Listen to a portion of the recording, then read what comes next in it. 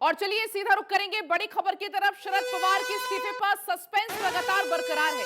कार्यकर्ता इस्तीफा वापस लेने की मांग कर रहे हैं। एनसीपी नेता प्रफुल्ल पटेल ने दावा किया है महाराष्ट्र में अजीत पवार को ही मिलेगी कमान, केंद्र में सुप्रिया सुले कमान संभालेंगी, ये कहा गया है। अध्यक्ष के लिए सुप्रिया सुले का नाम चूंकि फाइनल है, ये ऐसी खबरें सामने आई थी। लेकिन आपको बता दें यहां पर शरद पवार के इस्तीफे को लेकर सस्पेंस लगातार बरकरार है। सस्पेंस क्यों बरकरार है? क्योंकि जब से शरद पवार ने इस्तीफा दिया है तब से ही उनकी पार्टी के नेता कार्यकर्ता जमकर प्रदर्शन कर रहे हैं, विरोध प्रदर्शन कर रहे हैं और उनसे कह रहे हैं कि आप इस्तीफे पर पुनर्विचार करिए। हालांकि इसको लेकर कल अजीत पवार ने ये हिंट भी दी थी कि हां, शरद पवार के इस्तीफे पर पुनर्विचार किया जाएगा। लेकिन बैक टू बैक बैठकों का दौर लगातार जारी है, बैठकें लगातार हो रही हैं और इसी बीच अजीत पवार ने यह कहा था कि इस्तीफे पर पुनर्विचार किया जाएगा। तो शरद पवार के इस्तीफे पर एक तरफ सस्पेंस लगातार बरकरार है और दूसरी तरफ अगर शरद पवार इस्तीफा देते हैं, अगर शरद पवार दोबारा इस पर पुनर्विचार नहीं करते हैं तो पार्टी की कमान आखिर कौन संभालेगा? क्योंकि इस रेस में कई नाम शामिल हैं, लेकिन दो नाम टॉप कह सकते हैं आप, टॉप रेस में शामिल हैं।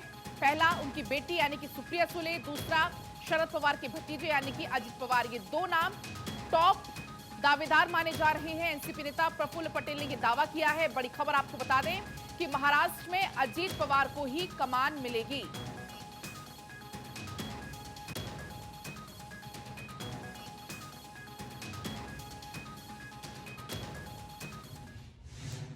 वहीं देखिए राहुल गांधी ने सुप्रिया सुले से फोन पर बात की है, शरद पवार के इस्तीफे को लेकर बातचीत की है।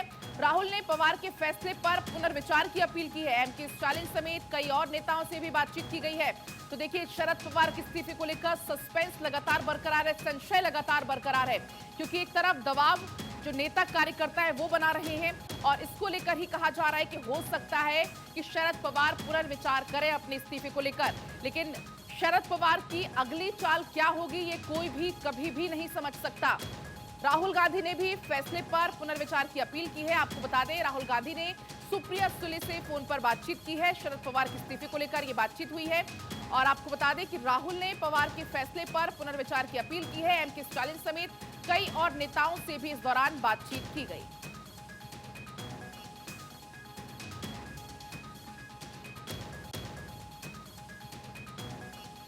और चलिए इसी बीच सीधा रुख करेंगे आशीष का। हमारे कंसल्टिंग एडिटर हमारे साथ जुड़ चुके हैं। आशीष, लगातार शरद पवार के इस्तीफे को लेकर संशय अभी भी बरकरार है और अब तो राहुल गांधी ने भी इस पर पुनर्विचार करने की अपील की है। जी बिल्कुल।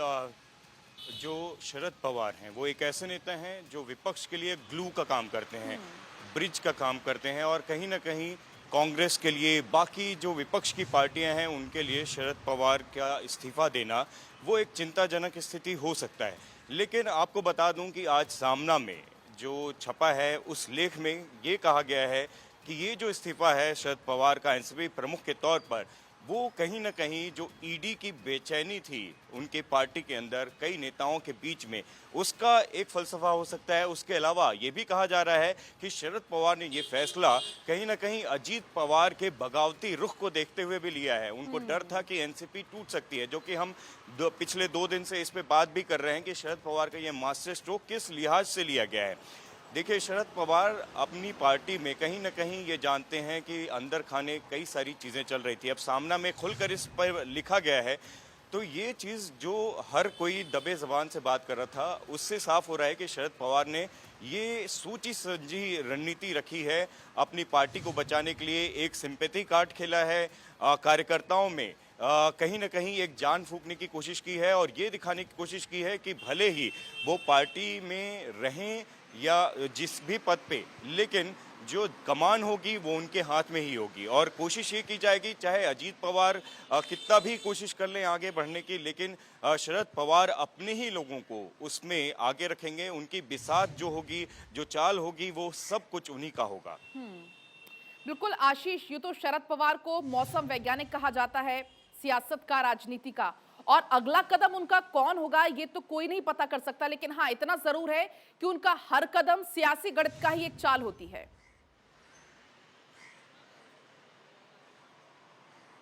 जी बिल्कुल, ये आज से नहीं, जब से वो लगभग 60 साल से राजनीति कर रहे हैं और इतना समय राजनीति को देने वाला आप समझ सकते हैं कि कितने बड़े वो वेटरन हैं और हर जो विधा है राजनीति की, साम दाम दंड भेद, उसके वो माहिर हैं। और ये आज पहली बार नहीं है, लगातार उनके जो मूव्स हैं, जो कदम है, उसके बारे में चर्चा की जाती है। प्रधानमंत्री मोदी भी उनके बारे में काफ़ी बार तारीफ कर चुके हैं, उनको मौसम वैज्ञानिक तक कह चुके हैं। और अभी जो ये रुख है, ऐसा नहीं है कि अचानक से उन्होंने फैसला लिया है कि बुक लॉन्च कर रहे हैं और उस पे सबको उन्होंने शॉक कर दिया। सोची समझी रणनीति है।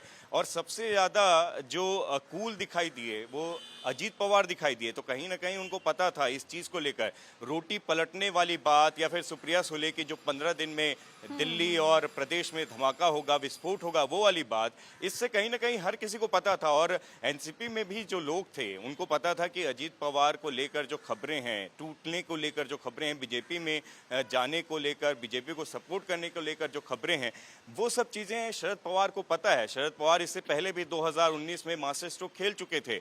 अजीत पवार जब पार्टी से अलग एक कदम रखते हुए, रुख रखते हुए बीजेपी को सपोर्ट करने पहुंचे, उप मुख्यमंत्री भी बने, लेकिन शरद पवार ही वो इंसान थे, वो शख्स थे जिन्होंने पूरा वीटो पावर लगा दिया और कहीं ना कहीं वो बीजेपी की जो सरकार है वो गिर गई। उसके बाद शरद पवार का ही वो मादा था, उनकी ही रणनीति थी कि महाविकास अघाड़ी बनी और धुर विरोधी शिवसेना जो कि हिंदुत्व की राजनीति करती थी, कांग्रेस जो कि अलग राजनीति करती है, सेक्युलरिज्म की राजनीति, वो एक साथ आए और इस तरीके से एक साथ हुए कि आज भी महाविकास अघाड़ी एक है और वो ग्लू का काम करते हैं शरद पवार। इसलिए कहीं ना कहीं राहुल गांधी से लेकर जितने विपक्ष के नेता हैं वो चिंतित हैं, लेकिन उन्हें चिंता इसलिए नहीं करनी चाहिए क्योंकि ये शरद पवार की सोची समझी रणनीति है। और 2024 से लेकर जितने भी अभी विपक्ष जो भी महाराष्ट्र में चुनाव होने वाले हैं उसको भी देखते हुए शरद पवार ने ये कहीं ना कहीं बहुत बड़ा कदम उठाया है और उनके ये तर्कश का तीर जो है वो आगे चलकर बहुत लंबा लगने वाला है। बिल्कुल आशीष, कल हमने देखा था, कल पूरे दिन बैठकों का दौर हमने देखा। आज महाराष्ट्र की राजनीति में क्या कुछ और होने की संभावना, क्या बैठकों का दौर आज भी जारी रहेगा? देखिए, विश्वास सूत्र जो बता रहे हैं वो कहीं ना कहीं ये भी बता रहे हैं कि एनसीपी में आज भी लोग मिलने आते रहेंगे। हम इस समय ये जो आप पीछे देख रहे हैं, यहाँ पुलिस की यहाँ पर सुरक्षा चाक चौबंद कर दी गई है।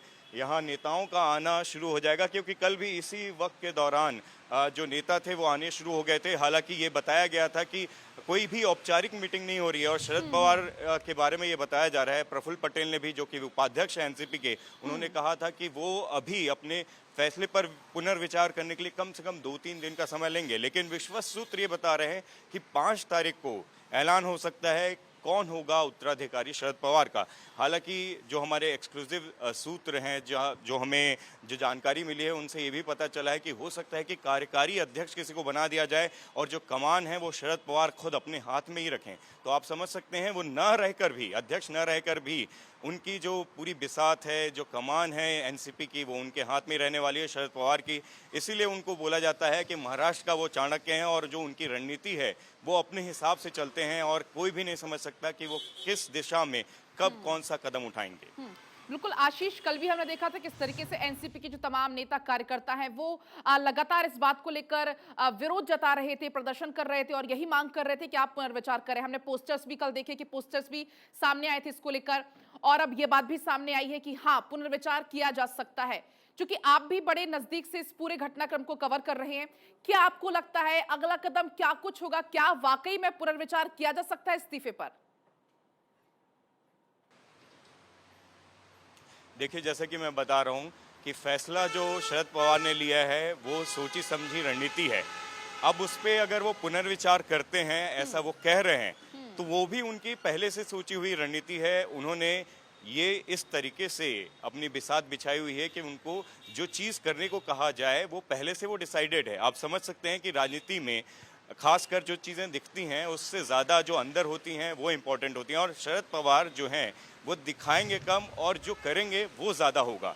और इस समय जैसा कि मैं बोल रहा हूँ कि ये भी खबरें मिल रही हैं कि कोई कार्यकारी अध्यक्ष भी बनाया जा सकता है और जो कमान है वो उनके हाथ में हो। हालांकि जो कार्यकर्ता हैं वो ये बोल रहे हैं कि 3 साल अभी राज्यसभा की सदस्यता उनकी बाकी है शरद पवार की, तब तक वो अध्यक्ष रहें, तब तक वो पूरी पार्टी संभालें, तब तक किसी और को धीरे से वो ओवरपास करेंगे, किसी और को उत्तराधिकारी बनाएंगे, वो वक्त मिल जाएगा और वो चीज़ें कार्यकर्ता भी समझ जाएंगे। हालांकि ये सब चीज़ें जो हैं वो रणनीति शरद पवार की है। जो भी चीज़ें होगी एनसीपी में वो शरद पवार की ही होगी। 1999 से लेकर अब तक जो उन्होंने पार्टी को जिस तरीके से मजबूती से बनाए रखा है, और अगर कोई भी जब उनको लगा है कि पार्टी में कुछ इधर उधर की चीज़ें हो रही हैं, टूट होने की उनको आशंका लगी है, तब उन्होंने ऐसी रणनीति चली है जिससे कि सभी के दांव जो हैं वो चारों खाने चित हो गए हैं। तो अभी भी कुछ ऐसा ही होगा और कार्यकारी अध्यक्ष हो या फिर सुप्रिया सुले या कोई अपना उनका बंदा हो जिसको वो उत्तराधिकारी के तौर पर रखना चाहें, ये सब चीज़ें शरद पवार ही डिसाइड करेंगे।